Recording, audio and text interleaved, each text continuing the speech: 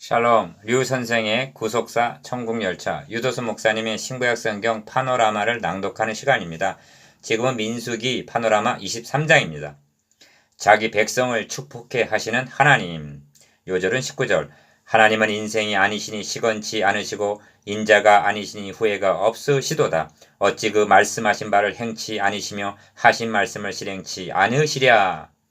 23장은 하나님께서 발람의 입에 말씀을 주시어 이스라엘을 축복해 하신 두 편의 축복 노래의 문으로 되어 있습니다. 7절, 18절.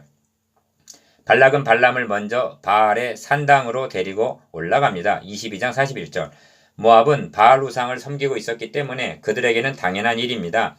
그런데 발람이 저주를 하는 것이 아니라 축복을 하는 것이 아닌가? 7절에서 10절. 그리하여 이번에는 비스가 산 꼭대기로 데리고 갑니다. 14절. 그런데 그곳에서도 축복을 합니다. 18절에서 24절. 이는 하나님께서 자기 백성을 축복하도록 그의 입을 사용하셨기 때문입니다. 그러므로 발람은 내가 축복의 명을 받았으니 그가 하신 축복을 내가 돌이킬 수 없도다 합니다. 20절. 그러자 발락은 부올산 꼭대기로 데리고 올라갑니다. 28절. 그렇다면 이런 질문이 가능해집니다. 발람이 축복한 내용은 무엇이며 발락은 어찌하여 발람을 이것저것으로 인도하였는가? 이를 두 단원으로 나누어 상고하겠습니다. 첫째 단원 1절에서 12절 야곱의 티끌을 너희능히 계산하랴. 둘째 단원 13절에서 30절 말씀하신 바를 실행치 않으시랴. 첫째 단원 1절에서 12절 야곱의 티끌을 너희능히 계산하랴. 여호와께서 발람의 입에 말씀을 주어 가라사대 발락에게 돌아가서 이렇게 말할지니라. 5절 1. 발락은 모션 발람을 우양을 잡아 극진히 대접한 후에 바알의 산당으로 인도합니다. 22장 41절. 먼저 유념할 점은 이들의 행위가 혼합 종교적이라는 점입니다. 우상 숭배의 행위를 하면서 여호와 하나님의 이름도 빙자하고 있는 것입니다. 그리하여 그곳에 7단을 쌓고 숫송아지 7과 수양 7을 제물로 드립니다. 1절에서 2절. 하나님이 이 단을 기뻐하시며 이 제물을 연락하시겠는가? 단은 오직 하나가 있을 뿐입니다. 오직 우리 하나님 여호와의 단 외에 다른 단을 쌓는다는 것은 여호수아 22장 19절 여호와께 패역 반역을 하는 일입니다. 그러므로 메시아 언약에 근거하여 드려지는 제물이 아닌 것은 우상을 찬송함과 다름이 없는 것입니다. 이사야 66장 3절 2. 그런데 하나님이 발람에게 임하시는지라 합니다. 4절. 그리고 여호와께서 발람의 입에 말씀을 주어 가라사대 발락에게 돌아가서 이렇게 말할지니라 하시는 것이 아닌가? 5절. 하나님께서는 첫 번째는 발람을 가지 못하도록 막으셨습니다. 그런데 두 번째는 그를 보내시면서 내가 너에게 이르는 말만 말할지니라 하십니다. 22장 20절 35절. 이를 통해서 우리가 각성하게 되는 것은 첫째는 보냄을 받은 자라는 점입니다. 여기서는 사술과 복수를 행하는 23장 23절 발람까지를 들어서 보내십니다. 하나님은 말씀하십니다. 내가 누구를 보내며 누가 우리를 위하여 갈고 둘째는 너에게 이른 말만 하라 하신 대언자입니다. 타락한 세상은 하나님의 보내심을 받은 대언자를 필요로 합니다. 하나님께서 발람을 가라 하심은 그를 통해서 하시고자 하는 말씀이 있기 때문입니다. 우리를 보내심도 우리를 통해서 하시고자 하는 말씀이 있기 때문입니다. 그리고 우리의 각성은 내가 너에게 이르는 말만 준행할지니라 하신 말씀입니다. 20절. 대언자는 이에 가감을 해서는 아니 되는 것입니다. 3. 그러므로 하나님이 발람에게 임하시고 발람의 입에 말씀을 주셨다는 이 대목은 세움받은 말씀의 사역자들에게 경종이 됩니다. 나는 설교할 때 기억 내게도 임하셨다는 임재를 맛보며 니은 하나님의 말씀만을 대언고자 명심하고 있는가? 바울은 우리는 수다한 사람과 같이 하나님의 말씀을 혼잡하게 하지 아니하고 곧 순전함으로 하나님께 받은 것 같이 하나님 앞에서와 그리스도 안에서 말하노라 합니다. 고린도후서 2장 17절. 우리도 보냄을 받은 자라는 것과 입에 말씀을 주셨다는 이 두 가지를 명심해야만 하겠습니다. 4. 그러므로 발람과 결부된 기사를 상고하면서 내가 너에게 이르는 말만 말할지니라 하신 말씀을 명심한다는 것은 22장 20절 35절 사활적으로 중요한 요점이 됩니다. 이를 위해서가 아니라면 발람은 가서는 안 되는 사람이요 가는 것을 허용하지도 않으셨을 것입니다. 또한 이를 기록해 하셔서 후대에 전하게 하지도 않으셨을 것입니다. 그러므로 내가 너에게 이르는 말씀을 위해서가 아니라면 강단에 서서도 안 되고 설교를 해서도 안 되는 것입니다. 구약의 선지자들이 이를 어겼기 때문에 예루살렘이 멸망을 당했고 주님 당시의 지도자들이 이를 어겼기 때문에 그리스도를 십자가에 못을 박았던 것입니다. 5. 거짓 선지자 발람까지도 은금을 가득히 채워서 내게 줄지라도 내가 능히 여호와 내 하나님의 말씀을 어기어 덜하거나 더하지 못하겠노라. 22장 18절.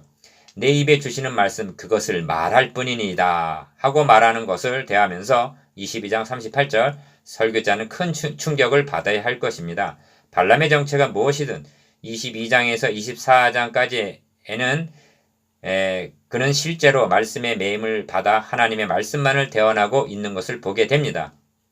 우리는 강단에서 하나님께서 내게 이르신 말씀만을 대언하고 있는가? 과연 나는 삼가 이렇게 하기를 사모하고 있는가를 생각할 때 오늘의 실정은 참담한 마음이 들기까지 하는 것입니다.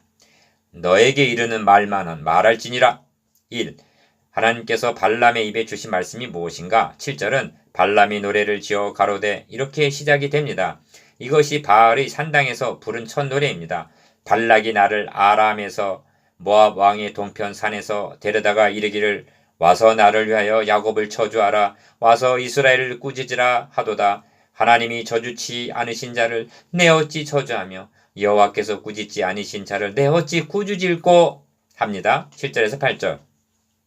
이는 발람 자신의 마음대로 발락의 원하는 대로 할 수 없음을 고백하는 말입니다. 2. 내가 바위 위에서 그들을 보며 작은 산에서 그들을 바라보니 하고 산 아래 성막을 중심으로 동서남북으로 진을 치고 있는 이스라엘을 바라보면서 말을 합니다. 이 백성은 홀로 처할 것이라 그 열방 중에 하나로 여기지 않으리로다 합니다. 9절. 홀로 처한다는 묘사는 택함받은 특별한 민족이라는 뜻입니다. 그렇습니다. 하나님은 야곱의 자손을 열국 중에서 선민으로 택하셔서 제사장 나라로 삼으신 것입니다. 이 점을 아모스 선지자를 통해서는 내가 땅의 모든 족속 중에 너희만 알았나니 합니다. 아모스서 3장 2절. 신약성경에서는 특별한 백성이라고 말씀합니다. 지도서 2장 14절. 3. 야곱의 티끌을 네 능히 계산하며 이스라엘의 4분의 1을 네 능히 계수할꼬 합니다. 10절. 이는 하나님께서 아브라함에게 내가 너에게 큰 복을 주고 너의 씨로 크게 성하여 하늘의 별과 같고 바닷가의 모래와 같게 하리니 하신 축복입니다. 창세기 22장 17절. 애굽으로 내려간 70명이 장정만 60만이 되어서 올라오고 있는 것입니다. 누가 이처럼 번성케 해주셨단 말인가? 하나님은 발람의 입을 통하여 이를 증거케 하십니다. 결론에 이르러 나는 의인의 죽음같이 죽기를 원하며 나의 종말이 그와 같기를 바라도다. 10절 하반절 하고 말하는 것이 아닌가? 이는 놀라운 뜻을 담고 있습니다. 하나님의 백성들을 저주함으로 발락이 주는 부귀영화를 누리며 살기보다는 저주하지 않는다고 차라리 의인의 죽음같이 즉 충교당하는 길을 택하겠다는 뜻이기 때문입니다. 그러나 발람의 종말은 의로운 죽음이 아니라 비느하스의 정의 칼에 죽임을 당하고 31장 8절 맙니다. 그러므로 이 축복문은 발람 자신의 말이 아니라 하나님께서 그의 입을 통해서 독자들인 우리에게 주시는 말씀으로 받아야 할 것입니다. 4. 이 말을 듣는 발락의 마음이 어떠했을까? 그대가 어찌 내게 이같이 행하느냐? 나의 원수를 저주하라고 그대를 데려왔거늘 그대가 온전히 축복하였도다 합니다. 11절. 발람은 여호와께서 내 입에 주신 말씀을 내가 어찌 말하지 아니할 수 있으리까? 하고 대답합니다. 12절.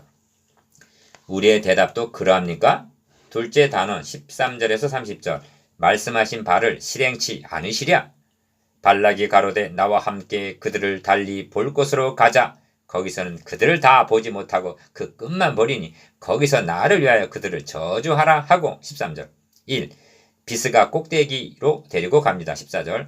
어찌하여 달리 볼 곳으로 인도했을까? 이는 발람이 야곱의 티끌을 니능히 계산하며 한 것 10절과 관련이 있는 것으로 여겨집니다. 즉 발람이 야곱 자손들의 티끌같이 많은 수에 위압을 당하여 저주를 하지 못하고 축복한 것으로 생각했다는 말입니다. 그래서 거기서는 그들을 다 보지 못하고 그 끝만 보리니 거기서 나를 위하여 그들을 저주하라 하고 말했던 것입니다. 13절 하반절. 이 발락의 말을 통해서 사탄의 괴계를 깨닫게 됩니다. 왜냐하면 발락은 이스라엘을 대적하고 저주하려는 사탄의 하수인이기 때문입니다. 사탄은 다 보지 못하게 하고 그 끝만 보게 하려는 자라고 말할 수가 있습니다. 모든 불신앙의 원망은 전체를 보지 못하는 데서 생기는 것이라 해도 과언이 아닙니다.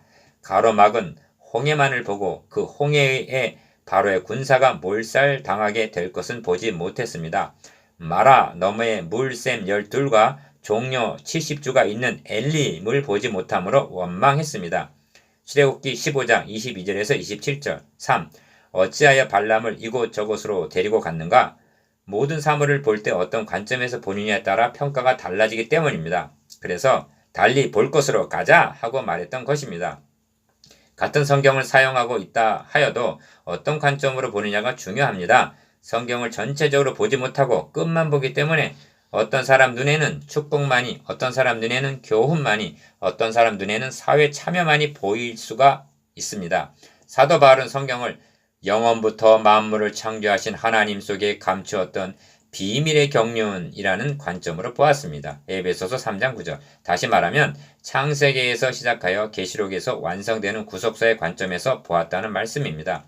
어느 한 부분만 보면 군맹무상 격이 되어 의미가 왜곡될 수가 있습니다. 맹인이 코끼리 만지는 격이죠. 4. 여호와께서 발람에게 임해사 그 입에 말씀을 주어 가라사대 발락에게로 돌아가서 이렇게 말할지니라 하십니다. 16절. 모세에게도 이제 가라 내가 너의 입과 함께 있어서 할 말을 가르치리라 하셨습니다. 출애굽기 4장 12절. 예레미야 선지자에게도 보라 내가 내 말을 너의 입에 두었노라 하십니다. 예레미야서 1장 9절.